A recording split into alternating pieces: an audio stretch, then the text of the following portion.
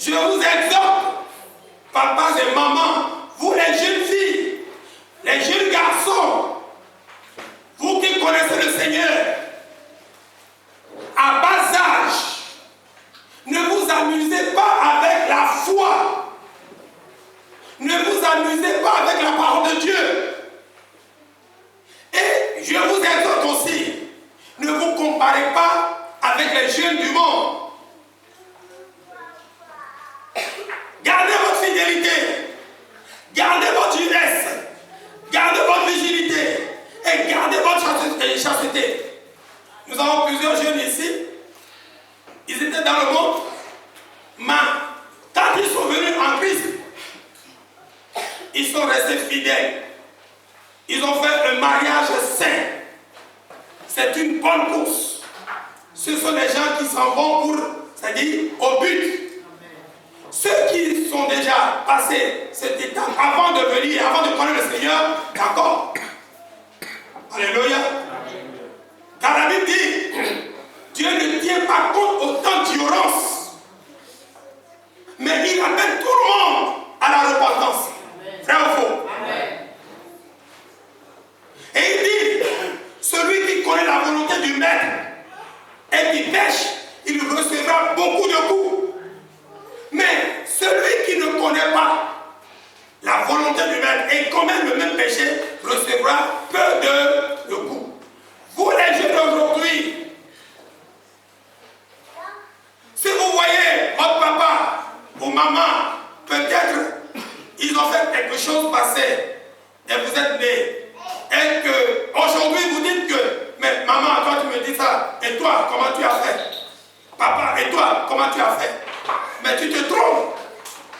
Papa n'a pas, quand papa avait ton âge, il n'avait pas entendu la parole que toi tu entends aujourd'hui. Quand maman avait ton âge, elle n'a pas entendu ce que toi tu entends aujourd'hui. Lui, elle est pardonnée, il est pardonné. Mais toi qui entends aujourd'hui la voix, la parole, l'enseignement, toi jeune fille, jeune garçon, si jamais tu vas commettre les mêmes erreurs de ton père ou de ta mère, ta punition serait très lourde. C'est pour cette raison, je vous exhorte, courez vers le but. Courez pour remporter le prix. Toi, tu ne sais pas combien de jours, combien d'années Dieu t'a donné à passer sur la terre. Il y avait une fille. Sa maman est vraiment zélée dans l'église. Et il enseignait sa fille de marcher sur la voie de Dieu. Mais la fille commence à voir la maman. Et pourquoi toi, la maman dit non, il faut t'habiller ceci. Il dit, mais toi, quand tu étais jeune, j'ai vu tout ce que tu as fait. Laisse-moi aussi faire ma fille avoir l'âge que tu as avant de rencontrer Jésus pour que moi-même, je puisse changer. Mais dommage, cette fille n'a pas atteint l'âge de sa mère avant de mourir. Il meurt comme ça. La course, ce n'est pas pour les paresseux. Ce n'est pas pour les têtus. Celui qui est dans l'équipe qui ne suit pas les conseils de son arbitre, de son entraîneur, il ne peut pas jouer, il ne peut pas être qualifié. Alléluia. Il faut que vous écoutez les conseils qu'on vous donne pour gagner la coupe. Il dit tous ceux qui combattent s'imposent toute espèce d'abstinence et ils le font pour obtenir une couronne corruptible. Mais nous, faisons-le pour une couronne incorruptible. Couronne incorruptible. C'est pourquoi je vous exhorte aujourd'hui. La course n'est pas pour les paresseux. Le match là n'est pas pour les paresseux. Nous devons gagner le prix. Et pour gagner le prix, nous devons s'abstenir à beaucoup de choses. Aux choses du monde. Les choses qui attirent dans le monde. Les comportements. Ce que nous voyons qui brille dans le monde. Tout ce qui brille n'est pas de l'or. Alléluia. Tout ce qui brille n'est pas de l'or.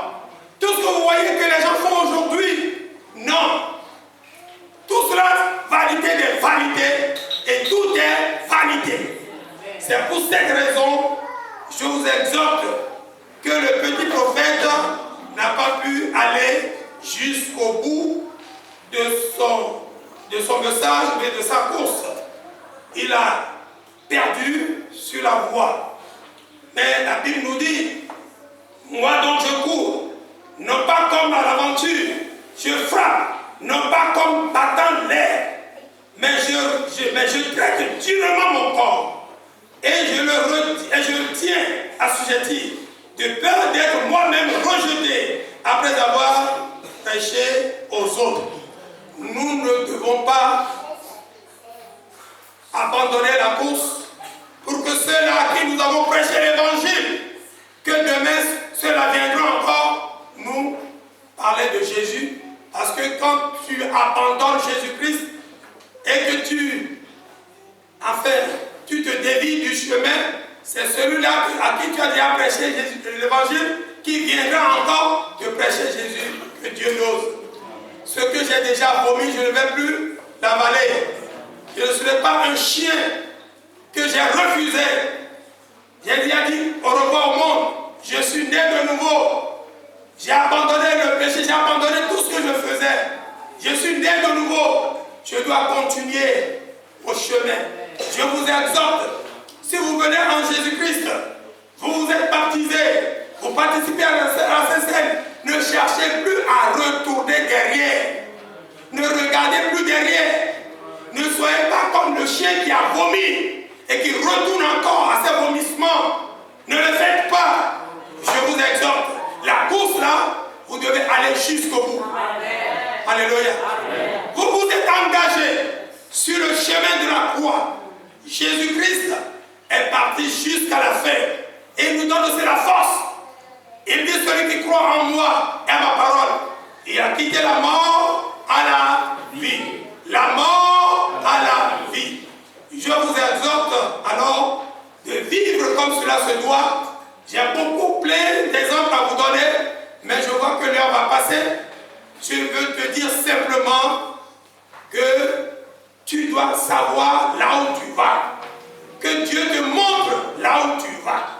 Pour que tu puisses être résistant, fidèle. Que tu résistes au diable. Que tu résistes aux choses du monde. Tu résistes au péché. Alléluia. Tu résistes au péché, tu résistes au diable. Mais il faut fuir d'autres choses.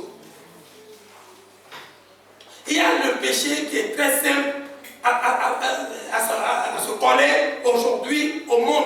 La pornographie, etc., etc. Il ne faut pas voir des choses de ce monde-là. Le sexe aujourd'hui est la première des choses que l'ennemi, le diable, met devant les gens aujourd'hui, soit hommes, femmes, soit adultes ou petits. Mais vous devez parler la route pour cela. Vous les mamans, les papas, les jeunes filles, jeunes garçons. C'est pourquoi les portables que vous avez là, c'est bon, mais c'est encore dangereux. Avec Facebook, YouTube ou quoi, WhatsApp, il y a beaucoup de choses, des mauvaises choses qui sont dessus. Et c'est pourquoi je vous défends dans l'église. Je ne veux pas voir personne venir dans l'église avec portable ou lire la Bible sur portable à l'église. Non. L'église, tu viens dans l'église, il faut avoir ta Bible. Tout le monde doit avoir sa Bible dans l'église. Ne viens pas dans l'église avec la Bible de portable.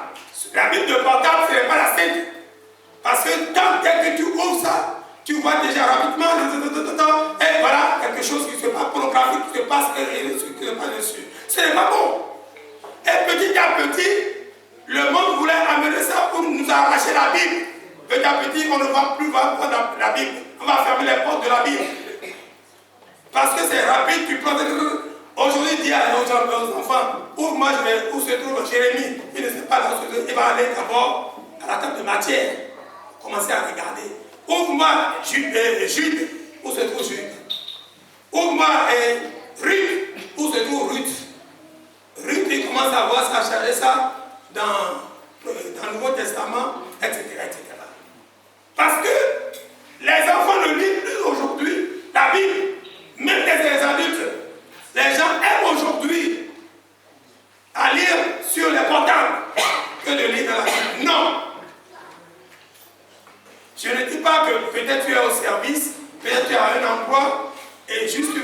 choses, tu regardes sur ça. Je ne dis pas que c'est mauvais, parce que moi-même j'essaie, j'ai plusieurs versions sur mon portable. Je ne dis pas que je suis aussi si noubrunu comme ça. Alléluia. Mais je ne vous exhorte pas de prendre ça comme un instrument d'étude biblique. Non, il faut avoir la Bible. Et prenez la Bible si vous voulez prier, faire la prière.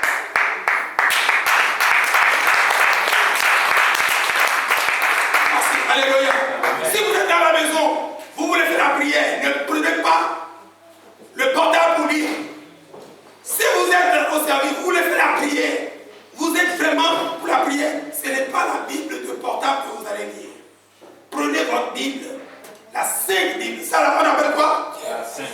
Vous allez voir, on écrit toujours la Sainte Bible derrière votre Bible. Mais dans le portable, ce n'est pas ça. C'est la Bible de la pornographie, de tout et tout qui sont dedans. Et c'est pour cela ce matin, je m'en vais. Je ne vais pas encore raconter l'histoire de Ruth, ni l'histoire d'Élisée. Bon, je vais aller directement à ma conclusion. Nous devons courir pour remporter le prix de la vocation céleste. Alléluia. Nous devons courir pour remporter le prix de la vocation céleste. Je vous en prie, je vous exhorte.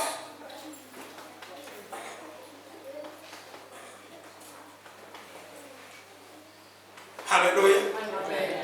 Il y a 10 vierges, 5 sont sages et 5 sont forts.